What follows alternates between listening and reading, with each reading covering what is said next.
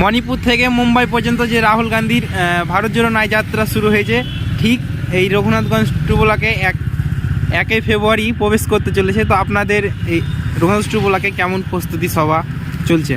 রাহুল গান্ধীর যে দ্বিতীয় পর্যায়ের ভারত জোড়ো ন্যায় যাত্রা 14 তারিখ শুরু হয়েছে। সেখানে রাহুল গান্ধী কেন্দ্রের যে সরকার, যে স্বৈরাচারী সরকার, সাম্প্রদায়িক সরকার, বিভাজনের যে রাজনীতি করছে, আমাদের রাষ্ট্রনেতা রাহুল গান্ধী ভারত জোড়ো ন্যায় যাত্রা শুরু করেছেন।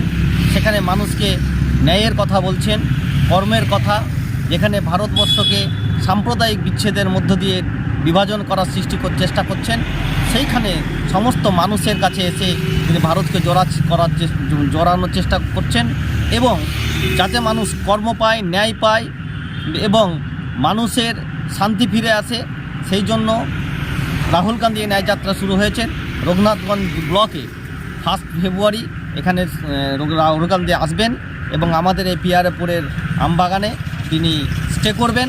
তাই আমাদের প্রস্তুতি সভা চলছেন। এই নিয়ে গোটা এলাকার মানুষ খুবই আনন্দিত হয়ে আছেন যে রাষ্ট্রনেতা, যিনি ভারতবর্ষের একজন নেতা, যার দিকে মানুষ আজ তাকিয়ে আছে, যে রাহুল গান্ধী বলেছেন যে বাংলায় পথ দেখাবে ভারতবর্ষকে, সেই মানুষ সত্যি করে বাংলা পথ দেখাবে। এই রাহুল গান্ধীর জন্য মানুষ উৎসাহিত হয়ে আছেন। সেই প্রস্তুতি সভা আমাদের কাজ চলছেন সারা রাত ধরে। আমরা রাহুল গান্ধীর আশায় আছি, রাহুল গান্ধী কখন আসবেন তার জন্য আমরা আকাঙ্ক্ষিত, এবং রাহুল গান্ধী যেমন রঘুনাথগঞ্জে আসছে তার জন্য আমরা গর্বিত। এই যে রাহুল গান্ধীর ভারত জোড়ো ন্যায় যাত্রা, এই ন্যায় যাত্রায় যে 2024-এ সামনে লোকসভা ভোট, কি ফল হবে বলে আপনারা মনে করছেন? আমরা নয়, মানুষ বলছে, মানুষ সাড়া দিচ্ছে, বলছে যে এখানে নরেন্দ্র মোদী বিভাজনের রাজনীতি করছেন, রাজনীতিকে ধর্মের নামে ব্যবহার করছেন এবং ধর্ম দিয়ে মানুষকে বিভাজন করার চেষ্টা করছেন।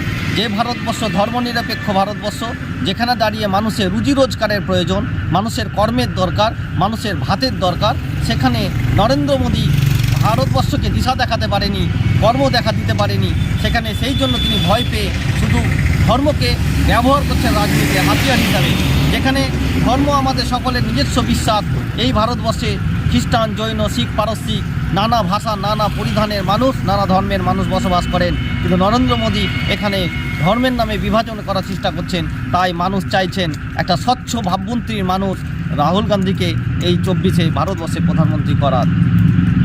আপনার নাম? আমার নাম পলাশ শাহ, রঘুনাথগঞ্জ 2 নম্বর ব্লক কংগ্রেস কমিটি জেনারেল।